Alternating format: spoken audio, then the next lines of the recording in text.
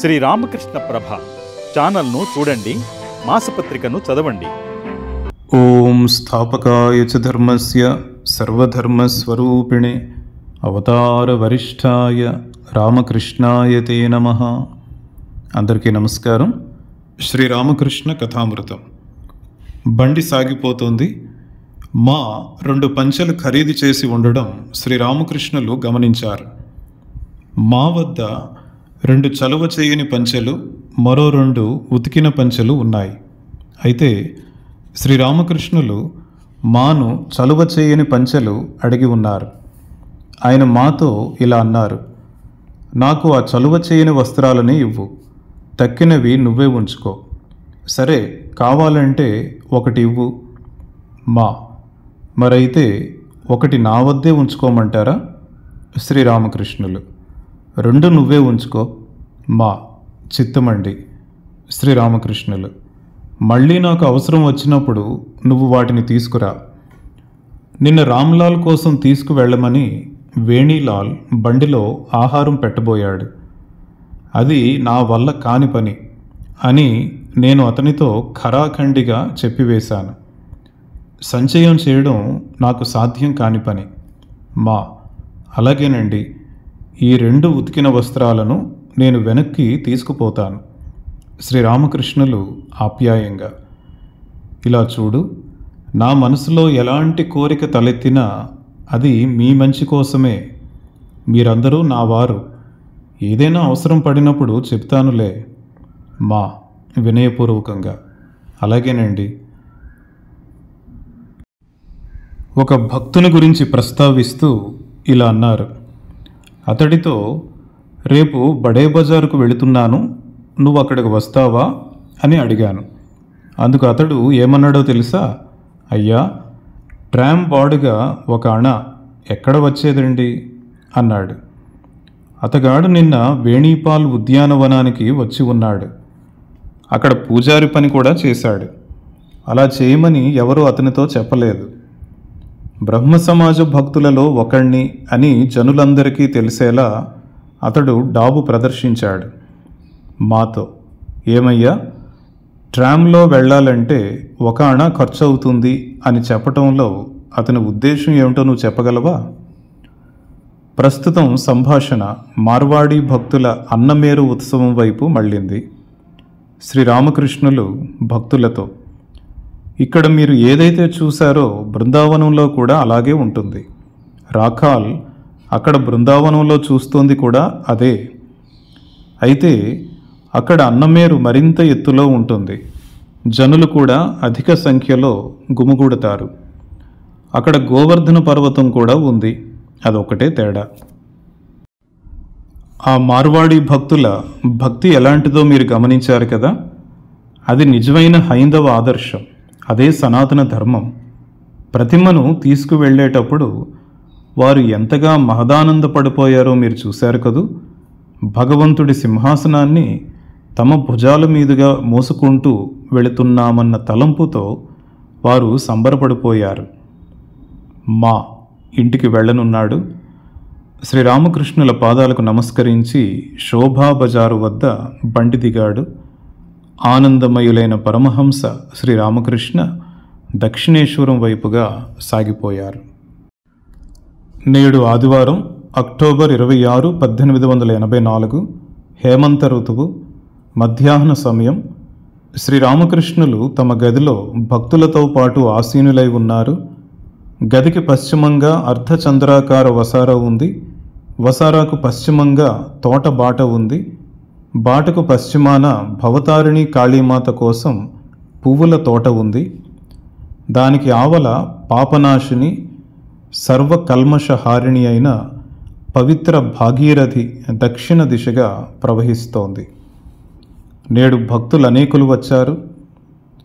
ఇవాళ ఆనందపు సంత తెరిచినట్లుంది. ఆనందమయ మూర్తి శ్రీరామకృష్ణుల భగవత్ ప్రేమ భక్తుల వదనాలలో ప్రతిబింబిస్తోంది. అంతేకాదు, ఆ ఆనందం బయట ఉన్న తోటలోనూ, చెట్ల ఆకులలోనూ, పలు రకాల పువ్వులలోనూ, విస్తృత గంగానదిలోనూ ప్రతిభాసిస్తోంది. మధువత్ పార్థివం రజః, నిజంగానే తోటలోని ధూళి కూడా మధుమయమే. గోప్యంగా కానీ లేకుంటే భక్తులతో కలిసి కానీ ఈ ధూళిని కొల్లగొట్టుకుపోవాలన్న ఇచ్ఛ కలుగుతోంది. ఈ తోటలో ఏదో ఒక మూల నిలబడి ఈ పవిత్ర జాహ్నవి నదిని దర్శిస్తూనే కాలం గడపాలన్న సంకల్పం జనిస్తోంది. ఈ తోటలోని పత్ర పుష్ప శోభిత లతలను, మొక్కలను, వృక్షాలను ఆత్మీయులుగా భావించి సంభాషించాలని, వాటిని ఆలింగనం చేసుకోవాలని ఆకాంక్ష పుడుతోంది. ఈ ధూళి మీదనే కదా శ్రీరామకృష్ణులు నడుస్తారు. ఈ లతలు వృక్షాల నడుమునే కదా ఆయన సదా సంచరిస్తూ ఉంటారు. ఆలయ పూజారి, ద్వారపాలకుడు, పరిచారకులు అందరూ పరమ ఆత్మీయులుగా తోస్తారు. ఇక్కడికి వచ్చినప్పుడు సుదీర్ఘకాలం తరువాత జన్మభూమికి తిరిగి వచ్చిన భావన కలుగుతుంది. ఇక్కడ సర్వం ఆనంద రసంలో తేలియాడుతున్నట్లు అనిపిస్తోంది. శ్రీరామకృష్ణుల గదిలో మనోమోహన్, మహిమాచరణ్, మాలు కూర్చొని ఉన్నారు. క్రమంగా ఈశాన్ హాజరాలు వచ్చారు. ఇంకా పలువురు భక్తులు కూడా అక్కడ ఉన్నారు. బలరాం రాఖాల్ ఇంకా బృందావనంలోనే ఉన్నారు. ఇటీవల కొందరు కొత్తగా వస్తున్నారు. నారాయణ్, పల్టు, చిన్న నరేంద్రుడు, తేజచంద్ర, వినోద్, హరిపదుడు మొదలైన వారు. బాబురాం అప్పుడప్పుడు వచ్చి ఇక్కడే బస చేస్తుంటాడు. రామ్, సురేష్, కేదార్, దేవేంద్రాది భక్తులు 1-2 వారాలకు ఒకసారి వచ్చిపోతుంటారు. లాటు ఇక్కడే ఉంటున్నాడు. యోగిన్ కాలాంతరంలో స్వామి యోగానంద. యోగిన్ ఇల్లు సమీపంలోనే ఉంది. దాదాపు ప్రతిరోజు వస్తాడు. నరేంద్రుడు అప్పుడప్పుడు వస్తుంటాడు. అతడు వచ్చిందే తడువు ఆనందపు కోలాహలం సృష్టిస్తాడు.